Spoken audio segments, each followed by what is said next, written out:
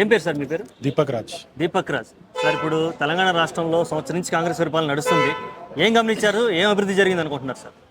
నాకు తెలిసి కాంగ్రెస్ గవర్నమెంట్ వచ్చినప్పటి నుంచి మొత్తం zero sir. First of all Revanth Reddy గారు వచ్చి ఏ పథకాలు అమలు చేయలేదు. అన్ని అబద్ధాలు చెప్పి మహిళకి 2500 ఇస్తా అని, బస్సు ఫ్రీ పెడతా అని, మళ్ళీ ఇంకా కరెంటు ఫ్రీ ఇస్తా అని, అది ఇస్తా అన్ని చెప్పి కానీ ఏ పథకము చేయలేదు సార్. అదే చూసుకుంటే కేసీఆర్ గవర్నమెంట్లో నేను సీరియస్లీ చెప్తున్నాను, ఏ ఇబ్బంది లేకుండే సార్. వాటర్ ఫెసిలిటీ లేకుండే, కరెంట్ ప్రాబ్లం లేకుండే, ఏది లేకుండే కేసీఆర్ ఉన్నప్పుడు. ఇంకా ఫస్ట్ మనకు కావాల్సింది ఏంది సార్?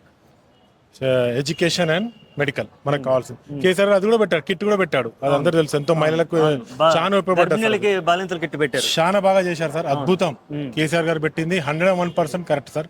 ఇంకోటి, ఈ కాంగ్రెస్ గవర్నమెంట్ వచ్చినప్పటి నుంచి అసలు ఏది నిమ్మలం లేదు. హెడ్రా అనేది పెట్టాడు, అవన్నీ ఇల్లు కులగొట్టాడు సార్. అది కాంగ్రెస్ గవర్నమెంట్ ఇంత ముందు 40 సంవత్సరాలు పరిపాలించింది సార్. అప్పుడు వాళ్ళకి తెలివి లేదా సార్ ఇవన్నీ చేయాలని? ఒక మాట, చిన్న లాజిక్. అప్పుడు చేయలేదు, ఇప్పుడు వచ్చి ఎడ్రా అని అదని, అది కరెక్ట్ కాదు సార్. ఎందుకంటే బీద ప్రజలు ఎంత కష్టపడి ఆ ఇల్లులు కట్టినారో వాళ్ళ మనసుకు తెలుసు. అది ఎన్నటికా బాధ పోదు, ఈ జన్మలో పోదు. రేవంత్ రెడ్డి గారికి చేసిన ప్రాబ్లమ్స్ అదే సడన్ గా కూలగొట్టడం అనేది భారీ ఆర్థిక నష్టం జరిగింది. అది కరెక్ట్ కాదు, అది ఎప్పటికైనా మంచిది కాదు. వాళ్ళ పడ్డ కలకల అది ఎన్నటికి పోదు సార్. ఎందుకంటే ఆయన మొన్న వచ్చి ఫస్ట్ రేషన్ కార్డు ఇవ్వు sir. Okay, first ration card ఇవ్వు, లేని వాళ్ళకి రేషన్ కార్డు ఇవ్వు. అది లేదు, ఏదో అని అదని ఇదని రైతులకు అన్ని బేడీలు వేసి అవన్నీ కరెక్ట్ కాదు సార్. ఫస్ట్ ఆఫ్ ఆల్ నేను చెప్పాలంటే కేసీఆర్ తెలంగాణ గవర్నమెంట్ ఎంత బాగుండేది సార్, 100%. ఓకే, ఇప్పుడు చూస్తే రాష్ట్రంలో ఎటు చూసిన అరెస్టుల పర్వం నడుస్తూ ఉంది. నిన్న కాక మన రైతులను అరెస్ట్ చేశారు, అక్కడే పట్నం నాగేంద్ర రెడ్డి గారిని అరెస్ట్ చేశారు. తర్వాత చూస్తే అల్లు అర్జున్ గారిని అరెస్ట్ చేశారు, చిన్న పేరు మర్చిపోయారు అంటానికి.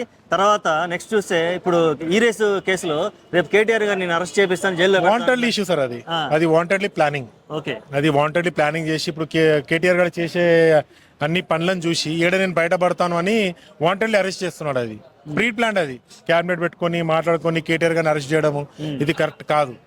ఓకే, అంటే ఏం సాధించబోతున్నారు అసలు రేవంత్ రెడ్డి గారు చేయాల్సిన పని చేయకుండా ఏదో చేస్తున్నాడు సార్. అసలు ఉన్న హామీలు కరెక్ట్ చేయండి సార్. ఫస్ట్ ఆయన ఇచ్చే హామీలు కరెక్ట్ చేయండి ఫస్ట్. అది లేక ఏదేదో దాంట్లో చేపెట్టడం, అది పెట్టడం కరెక్ట్ కాదు. అంటే ఈ మొత్తం ఈ పేరు మార్పులు, ఈ అరెస్టులు ఇవన్నీ చూస్తుంటే రాష్ట్రం అసలు ఎటుపోతుంది, ఏం జరగబోతుంది సార్? ఏం లేదు సార్, జస్ట్ ప్లానింగ్ అంతే, సింపుల్. నేను చెప్తున్నాను, ఇది పట్టుకొని ప్రజలు అవకాశం ఇచ్చారు కదా, సీఎం స్థాయిలో కూర్చోబెట్టారంటే సీఎం అయినా వస్తారని ఆయన ఊహించుకోలేదు ఫస్ట్ ఆఫ్ ఆల్. ఓకే, అది ఏంటంటే ఫ్లూక్ లో గెలిచిపోయాడు నాకు తెలిసి. సిటీలో మాత్రం ఏ సీట్ రాలేదు. మీరు చూసుకోండి, మీకు తెలుసు కదా, సిటీలో ఉన్నారు కదా, ఏదైనా సీట్ వచ్చిందా? సిటీ మొత్తం బీఆర్ఎస్. తర్వాత ఏమైంది, ఎమ్మెల్యే వచ్చాక సిటీలో 3-4 ఎమ్మెల్యేలు జంప్ అయిపోయారు. అంతే కదా, సహజంగా ఉంటది మామూలుగా. ఇక్కడ సిటీలో రాలేదు, అది ఫ్లూక్ గా గెలిచాడు నాకు తెలిసి. చేయాల్సిన పని చేసుకుంటే చాలు. అంటే ఏ పని చేయాలో పని చేయకుండా అన్వాంటెడ్ పనులు చేస్తున్నాడు. అది ఓకే, అది కరెక్ట్ కాదు. ఇప్పుడు పాపం కొడంగల్ నియోజకవర్గంలో మా నాయకుడు అని చెప్పి గెలిపించినారు కదా, వాళ్ళకి తీరా చూసి అక్కడ జరిగిన ఇష్యూస్ అన్ని వాళ్ళ బాధపడినటువంటి పరిస్థితి. సొంత నియోజకవర్గంలో సరిగ్గా చేయడం లేదు సార్ ఆయన.